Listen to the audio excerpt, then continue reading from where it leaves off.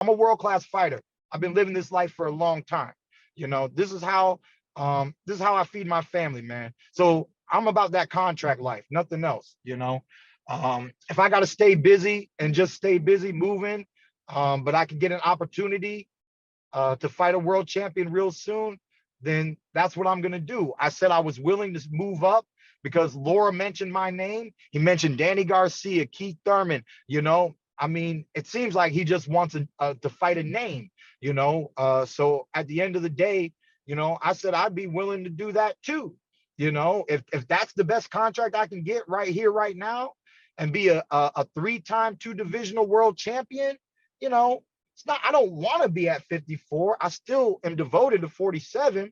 But when you say those words out loud, three-time two-divisional world champion, Keith, one time, like, okay, it sounded a little too nice. You send the paperwork over, I'll probably sign it. What if it says, undisputed champion at 154, Keith Thurman? What do you think about that? Man, hey, I love big fights. I love great fights. I'm addicted to the game for a reason. This didn't happen yesterday. I've been addicted for a long time. I've been at the top.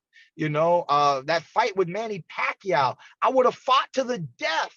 The arena, it was like the Coliseum.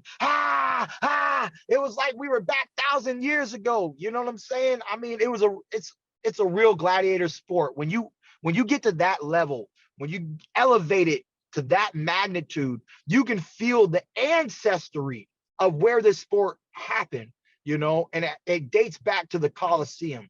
It dates back to the Roman Empire, and I'm a true gladiator and I love it, so, like Danny said, he was just so happy to put on a great performance, man. We love this. We love this. We're happy that you love it. We're happy that you hate it. We're just happy that you participate as a spectator, as we participate as a performer. We need both halves to make a whole. It is what it is. Win a free VIP package to watch Canelo versus Triple G live in Las Vegas. Free tickets, free signed merch, free party at High Lounge, VIP access to the weigh-in. Big thanks to our buddies over at Stagefront for making this possible and partnering with us to go ahead and do this giveaway. You guys got to check them out. They put together some really cool VIP packages for the fights. Marcos, how do I win this? Click on the link in the description on this video. Make sure to subscribe to the channel. Follow us on all social media platforms. Winners are announced August 31st. Now get back to watching this video. How do you see Danny matching up against Jermell now that he's at this division? I did see Benavidez being able to land that jab. I did see Benavidez able to, get the overhand right in from time to time. I didn't see Benavidez with a tremendous work rate, right? And I think the Charlos are in better shape. Obviously, a true 154 pounder.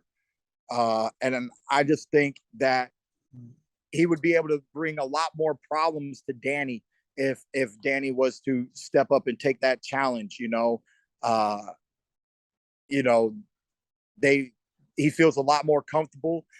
Danny was talking about the struggle of landing some good punches, but feeling like he couldn't knock Benavidez down. He did say he didn't really put that umph, that no look hook into it, and I didn't really see him throw them no look hooks from the right or the left side.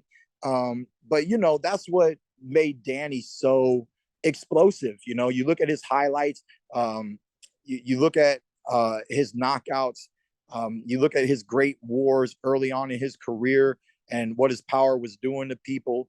You're fighting bigger guys and 10-ounce gloves, so all of a sudden, you really got to stay committed to dropping that power. He did seem to be working his jab a little bit more.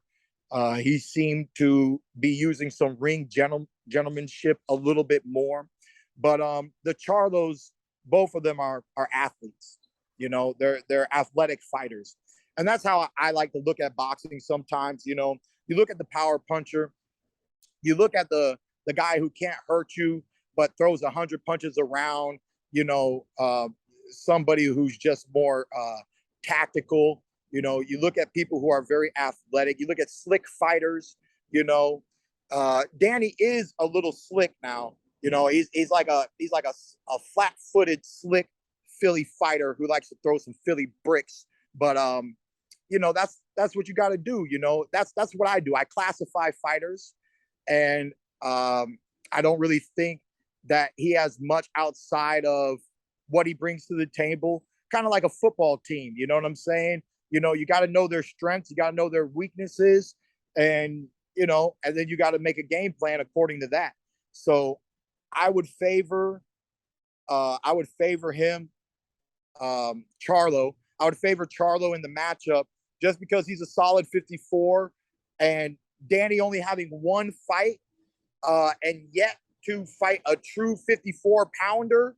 You know, it doesn't give me enough credit to just say that he can dominate and win a world title. You know, because after he won the world title at 147, he won the vacant world title from Floyd Mayweather when he got to fight Robert the Ghost Guerrero.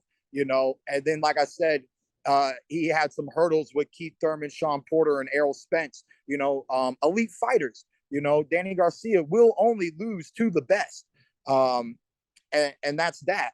But I do see Charlo as a great champion right now at 154.